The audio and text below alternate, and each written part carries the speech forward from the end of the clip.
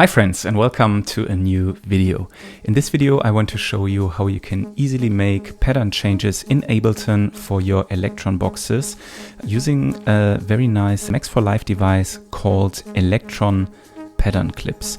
This one actually saved me so much time and so much of a hassle because it's actually not so easy to set up Ableton to send pattern changes to your Elektron boxes that works smoothly. At this point, a big shout out to Donick Music from my community who pointed me in that direction and showed me actually the Elektronauts thread where this device is mentioned and also explained. I will put the thread down in the video description so you can read it for yourself, but I'll try in this video to explain it as good as possible how the device works. But first, what actually is Elektron pattern clips?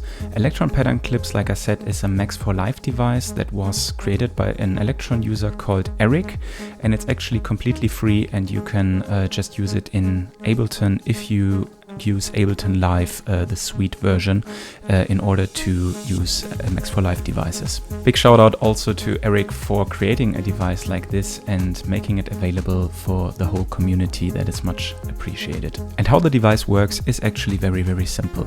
You just need at first to create a MIDI track in Ableton and then drag and drop the device onto the MIDI track. And then you go into the clips, and in whatever scene you want the change to happen, you create a MIDI clip, and this one you name with the pattern on your Elektron device. Like for example, if you want at a specific scene to have pattern A1 playing, you name it A1. If you want to have pattern B6 playing, you name it B6, and so on. I will show you that in more detail in Ableton, but just right now to give you a vague understanding of what the device does and how simple it actually works. So here we are in my Ableton project. By the way, this whole project is available on my Patreon. You can get it there. It maintains all the tracks from a live set that I recently played, all the audio, all the MIDI files and everything. You can just get it on Patreon if you want to do some reverse engineering. But for now, let's take a look at this track here. It's actually MIDI track, like I already mentioned, and it's part here of my digitone group, so it's affecting the digitone. On the track itself, like I mentioned, is only the plugin, pattern clips. And the way I use it is that I use it via Overbridge. So this is one thing to note. I haven't tried it in another way. I just use it via Overbridge, and this you can do by clicking just on this one here and then activating Overbridge basically, and then you're basically all set. And one additional thing also to mention is that I didn't try the plugin in arrangement view. I only use it in Ableton session view, but yeah, here it works very nicely. So like I mentioned, you can see here on this track the different clips that it's triggering. So for example, here on my track New Dawn, which actually is on the digitone pattern A1, all the different sounds, I just named this clip. I basically, by double clicking here, you can just create a new clip and then rename this one, and then just type in here. And there it's important to type first the pattern that you want to address, like in this case A1, and then you can write some additional information. Like for example, here I wrote the track name. Let's quickly delete this one. And going on, you can see here my second track is on pattern A2, which is called Persisting. That's the track name, and then A2 just to move to that pattern. Track number 3 is called I am Satoshi Nakamoto, so I named it here Satoshi, that I know that it's going on. And yeah, once you have all of this set up, actually it is already good to go. And I can quickly show you now what it does by changing to the top-down view. Here we are in the top-down view. I have the Ableton push here and the digitone over there. And actually what's happening now, so right now here, this scene is actually the first scene of my track New Dawn, which consists the pattern change information. And I will just start playing it now. And if we go down here, this actually is what I call in my live sets a transition scene. And it actually means that in this pattern, in this scene, I perform a transition to the next track in the set coming up. And this one already contains the pattern information for the digitone to trigger the next pattern. So for example now, if I trigger this one, sorry, that was a little bit too early, but you could see here that it already changed to the next track, which is called persisting. So I'm here already now in the right pattern. Let's go to the next transition scene, this one. And here again.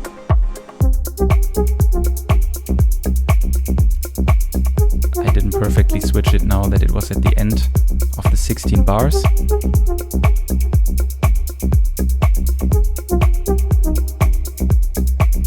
But now you could see that it did the switch. Let's try it one more time, and now I try not to mess it up. Okay, ready? Perfect. Did you see?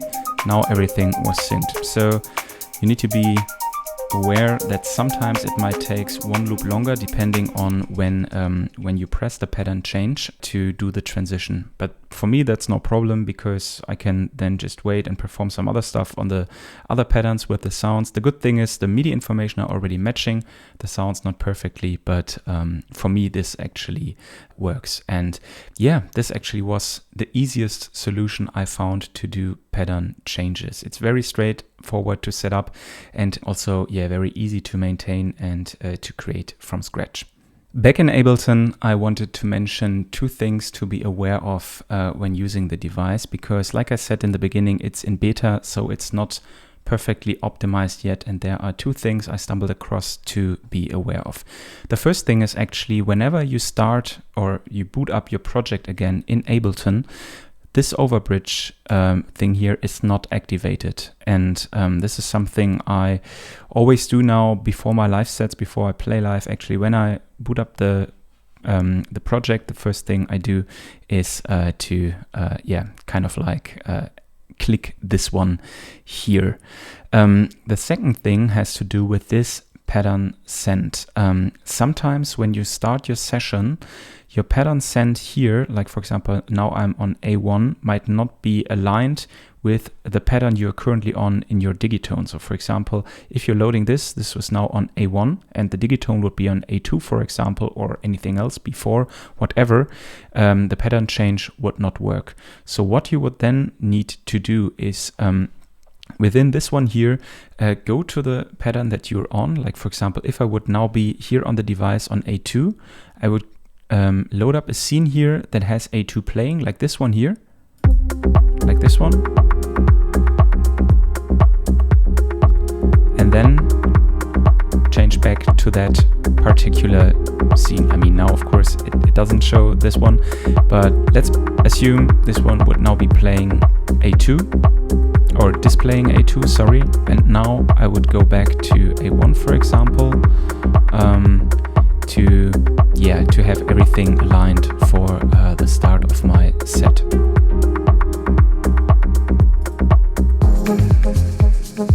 And now if that would have been A2, this would have now jumped to A1 and you're perfectly lined up again. These are two things to be aware of when using the device. Apart from that, it has worked very smoothly for me. I've not experienced any issues and was actually the most reliable, apart from, of course, doing pattern changes by yourself manually on the device, but that was not an option for me. And yeah, that's the device Elektron Pattern Clips. Not 100% perfect, as it is still in beta, and probably as it's not being worked on will always be, but for me still the best solution I found for automatic pattern changes in Ableton for the Elektron box. boxes.